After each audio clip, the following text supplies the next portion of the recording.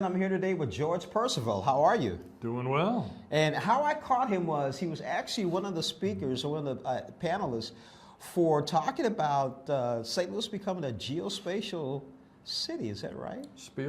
A center of innovation for geospatial technology right here in St. Louis. Yeah, exciting discussions today here at the T-Rex Center about that topic. So tell us about that topic. So what we have in St. Louis is a real center of excellence from the industry and universities around the topic of geospatial. And the city is now picking up on that. City government is picking up on that. And the folks that are looking to develop the city and the workforce are really understanding that geospatial is a capability that can bring in organizations, increase the education level of people with respect to computer technologies, for example. It's a tremendous application of computers, which is leading so many industries and the like, and St. Louis is a center of a lot of that. Tell our viewers what you mean by geospatial. So anything having to do with the Earth is one way to talk about it, but it's a lot about if you pick up your phone and see a map on it, that's what it's about. It's putting a dot on the map in an accurate spot, giving you directions about where to go, but it's also much more about the geography of what's around you, not only the buildings, but also the activities that are around you. Essentially, everything you interact with has a location component associated with it. And there's information then that goes with that. And our technology, our computer technology about location information manages and makes that valuable, that location information valuable for application in many domains. So where does St. Louis stand? Are we one of the leaders? Are we in the top 10 as far as that? There's absolutely some of the areas that you are leading the world on geospatial technology. You know, right here, the anchor of National Geospatial Intelligence Agency is one of the tremendous assets of the world with respect to geospatial information. But, you know, the universities, the agriculture community around here is tremendous users and developers and leaders with respect to geospatial information. How does the agriculture community use it?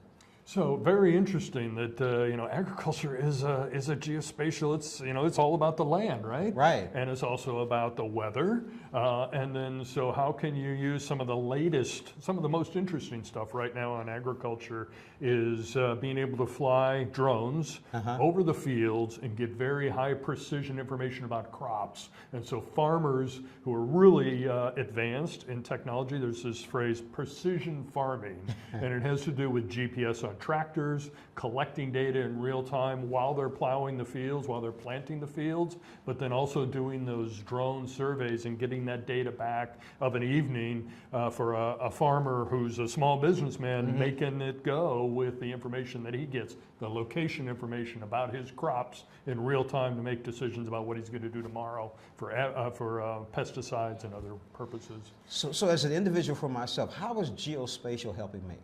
Yeah, right. So, you know, turn-by-turn navigation of driving, right? Google, for example, is one of the members of our consortium, and it's several other companies of that same scale providing you with tremendous capability on your mobile device with respect to location information. It is also the leading way in which people get deployed for first responders. So accurate information about geospatial is very critical to first responders. So OGC, Open Geospatial Consortium, is working with first responder organizations to improve the precision by which they know where the person in need or the people in need are with respect to emergency response.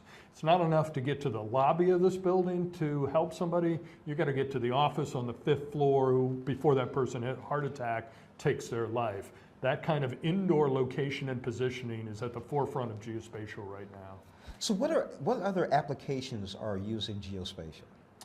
Yeah, so we actually, from the OGC point of view, maintain a technology forecasting and business domain forecasting to say where is geospatial being used? So I mentioned emergency response, natural disasters. Right. That's a huge consumer of geospatial information. Agriculture. Yeah, you caught me on surprise with that one. Yeah. Location-based marketing is huge. So, a lot about helping people find the right product, learn about new products they didn't know about that meet their interest, and get them to the location where they can get that. In, say, an indoor mall, for example, is the forefront of location-based marketing, for example. Once there was the largest firm in the world for advertising made the statement recently that location information is the holy grail of marketing. The holy grail of marketing, right? It wasn't Facebook, was it? No. No. So obviously Facebook and other social media with respect to location information is a big market as well. Any kind of media type information and the like is huge in that regard too. So, what is the future of geospatial? So the future of geospatial, we look at a variety of drivers from both the technology side, but also from the consuming side. As a technology-focused organization, OGC is a bit more focused on the technology, and so we see the forefront of location information indoors is a big deal. Right now outside, GPS is everywhere, right? You're outside, you can get GPS. You walk inside, you can no longer receive the GPS signals, you lose the location. So we're working with a variety of organizations to not only have where you are in the building, but a map of the building, every building you walk into. Over the next 5 years, essentially every building you walk into with a public space will have an indoor map, and you'll be able to get turn-by-turn navigation around inside. Wow. That'll happen. It just will happen. Another forefront is kind of going the other direction. That's underground. So a city like St. Louis wants to be very efficient. The CTO of St. Louis just got finished speaking in our talk here about being efficient, about city services and construction in the city of St. Louis. Right. And a lot of that involves underground utilities and infrastructure. And we really don't have a good picture. There is no map of the underground that's accurate with respect to where all the pieces and parts are. And so underground mapping of the infrastructure and the geology and the water and the pipes and the subways and everything else is a major forefront right now. So that when somebody digs somewhere, they're not surprised what they find. Right. There's no accidents, explosions, or otherwise that happen, and they can efficiently do that construction, get out in a minimum amount of time, have a minimum impact on the community with respect to those construction problems, projects involving underground infrastructure. Will geospatial have something to do with the driverless cars?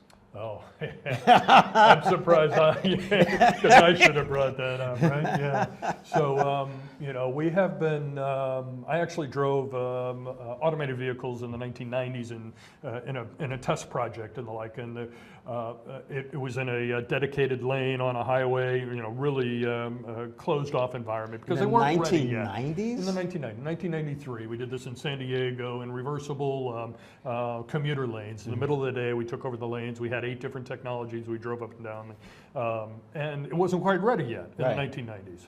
The revolution of computers, big data, cloud computing, LiDAR sensors on the vehicles, a whole lot of technology has come about to make cars and automated vehicles a reality, and probably widespread. The predictions are 10 to 15 years from now. And I think that'll happen quicker than we realize because automated cars will be safer than people. I can see that. Yeah. My hope, though, is they'll not only be safer than people, but that the safety records of automobile driving will become as safe as airplanes. People say to me, "Oh, you travel a lot internationally. Aren't you afraid about flying internationally?" And I'm like, the most dangerous part of my international travel is driving to the airport. Wow. That's where the high risk is, yes, right? Yes, it is, yeah. The airplanes, if there's on a few hundred people in the United States, and most die, if that happens in the United States from aviation deaths, 200 people, we are kind of outraged. 30,000 people a year die right now from people driving cars in the United States. And we benefited a lot from automobiles, but we can do so much better. And automated vehicles can take us beyond what humans can do now. Can they get us close to the safety level of aircraft and the aviation community? That is the aviation industry to me is an amazing standard of technology. It's also a location-based, it's geospatial information. So we regularly work with them as well. So wow, you guys, it's going to be huge then. automated vehicles will be huge. The other thing that when those cars are driving around, they are not only getting people to where they need to go, they are surveying the environment while they're going. They're collecting data about what's being built and what's being torn down or so they will be giving us the most accurate, up-to-date map, 3D map of where cars go, will be held by those autonomous vehicle companies and the like. George, tell the truth. You're actually from Star Trek, and you're here in the past telling us about driverless cars so we can be ready for the future. Tell the truth now, right? You're actually from the year 2233. And you're up there with Captain Kirk and Dr. Spock. Yeah. We're going through a transition in our leadership of the Open Geospatial Consortium, and I gave a send-off speech to our CEO who just retired, right? He's a huge Star Trek fan. He's a huge Star so he's got that in his blood. And my comment was, though, and everybody in the room was all techies and software developers and everything. And I said, yeah, absolutely, we all love Star Trek.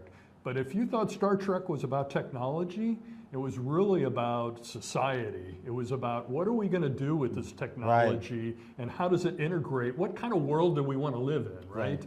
And so, a lot of what we do is bring technology, but it's up to us collectively to understand how things like artificial intelligence with location information is going to be in our world. We need to understand how it helps us. We need to minimize the unintended consequences, the side effects of artificial intelligence with location information and facial recognition and the like. We have to minimize and understand the downside of that while harvesting what technology can bring to us. So. That's the message of Star Trek, and maybe the message of the Open Geospatial Consortium. It is, and it sounded like a true Spock talking. Yeah. George, thank you for joining us on Morning Blend. Yeah, appreciate it. James Thomas, Morning Blend. We'll be right back. Get ready for your next episode of Star Trek. Cool. Thanks, George. That was fun. That was fun, yeah.